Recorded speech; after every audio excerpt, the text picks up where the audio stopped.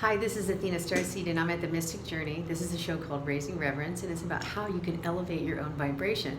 And I am getting, for the first time, a bone reading from Dylan, MysticDylan, and you can also come here and book your own bone reading. I'm very excited to see what this is. So I'm hoping, Dylan, I'm going to bring my chair over here, you'll explain to me about this ancient tradition, what it is, and how it works. Absolutely. So bone reading, also known as claromancy, the art of throwing lots, has been around for centuries. So the Greeks did it, the Romans did it, the ancient Egyptians did it, nomadic tribes around the world did it. It became very popular during the 1800s in New Orleans, actually. So the form that I do kind of descends from the Yoruba tribe, and essentially every bone has an association.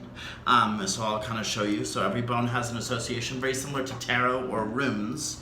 And the querent will ask a question. They will throw the bones, and depending on where the bones fall, that kind of reveals the answer to their question. You can also use this for spirit communication as well, to contact ancestors or spirits, and you can also use it for a general reading. So if you don't have a particular question, it can just kind of throw insight, give guidance and insight. Okay, but before we start, you have to tell me some background. How did you get into this? What made you want to do this? So actually it happened in New Orleans. So I went to New Orleans. I was already doing reading tarot cards and and palmistry, and then in New Orleans, they're very prevalent in hoodoo and voodoo, so all that southern folk magic as well. And I met a woman, and she did a bone reading for me, and it blew my mind. And I was like, I want to know. And she kind of walked me through it. And what's interesting is that prior to this form of divination, I was very by the book. So every card had a meaning. I wasn't that intuitive. I think I was more a learned reader. And this is really what helped me kind of pull back and really trust my intuition. Now, when you're throwing these bones down here, do you look at where they land on the I do. Does this mean something? So this is called a vebe, which is a voodoo symbol, and essentially helps to kind of draw in the spirits.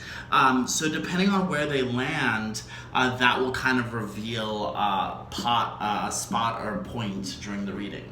Okay, now can you, just for the people out there that might be freaked out by the word voodoo, yes. Can you distinguish between Satanism and voodoo? Yes, so voodoo actually has nothing to do with Satan. Essentially, voodoo is African folk magic.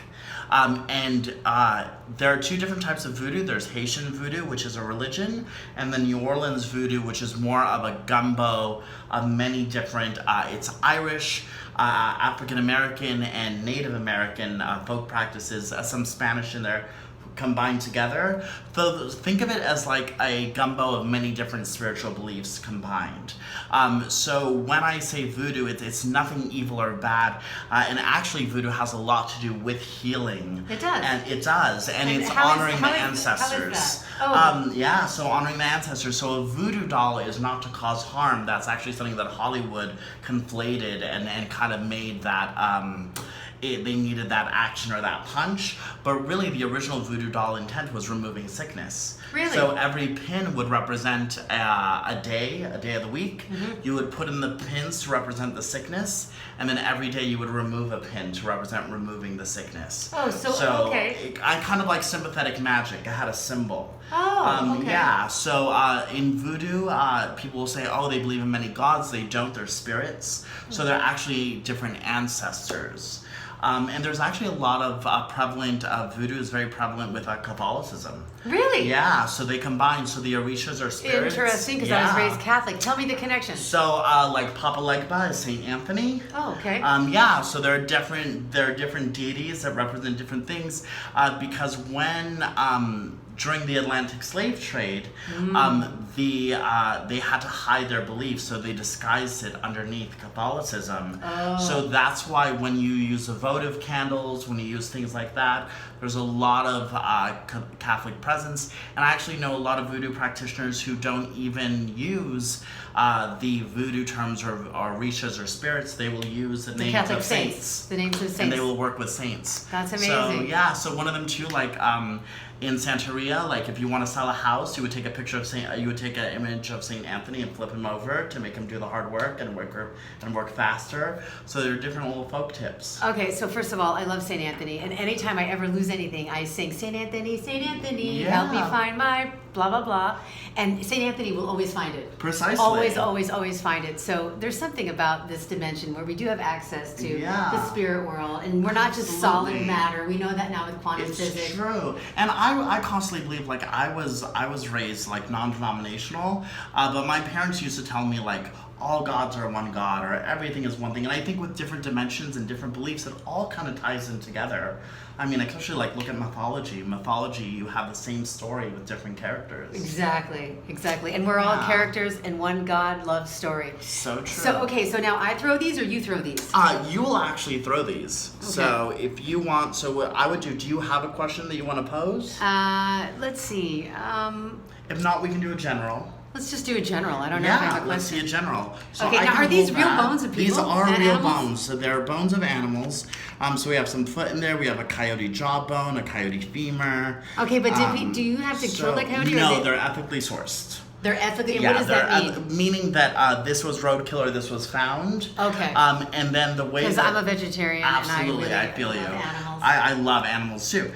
So essentially what will happen is that, if this was found, these aren't, they're not bought on eBay or anything. All of my bones come from New Orleans, and they were found like on the side of the road. Okay, good. Yay. So they're collected, Yay, we love the animals. Yay, animals. Okay. So what you'll do, if you want, just take a moment, hold the bones. Okay. I can hold that. Okay. Hold on, I'll move that so my hand's not in the way. Alright, so and what you're gonna do, you're gonna hold the bones, and then cup one hand underneath. Okay. And you're gonna give a nice little shake, shake, shake. You're gonna blow on them, and then you're gonna just toss it on the mat. That's a good toss. Oh my goodness. There we go. And then I start the reading. So the first thing that I see here, you see this coyote jawbone right here? Yes. This is the need to be more vocal. Okay? Oh. With it facing away from you, it either means that there's a point in your life where you will have to be assertive. You also have two jawbones facing this way and this rib. So the rib has to do with protection, meaning that you're going to be put in a situation where you may have to go outside of your comfort zone. Okay? I'm in that right now. Yeah. So either speaking my truth, but it's so uncomfortable. I never want to hurt anybody's feelings. Of course. Yeah. Of course. So like where you may have to be assertive or something along those lines. Another thing that I'm seeing too, you have a lot of these feet that stick together. So these are gator feet. You have a pheasant foot and a chicken foot, okay? When feet come together, this has to do with travel, okay? Once again, notice how you have another rib bone, so protection. So not only in communication will you have to step outside of your comfort zone, I think in travel too, you may have to move in a space or maybe have to stir up something in another situation where you have to make some movement. Another thing that seems to come up is that I do see the weight of the world on your shoulders, where other people may be dragging their feet and you will have to be the one who has to push this momentum or do something. So you will be the force behind a change. And this does seem to happen since all your bones seem to fall into the center. This is a current thing that is happening, okay? Your greatest trait though, right up here, you have this ankle bone, which has to do with mobility. Okay, which means that you're kind of like a bohemian. I don't see you staying in one place, okay? I also see you being the force of change for someone else.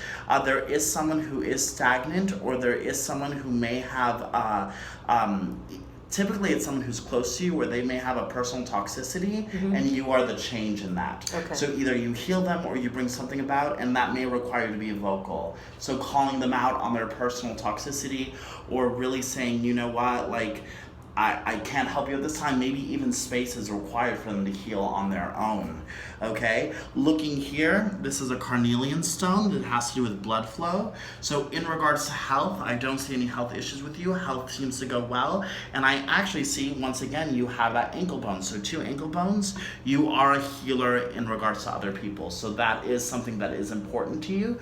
Just make sure that you are with this, so this is a vertebrae. It's on its side. So while you're healing others, make sure that you are not draining yourself.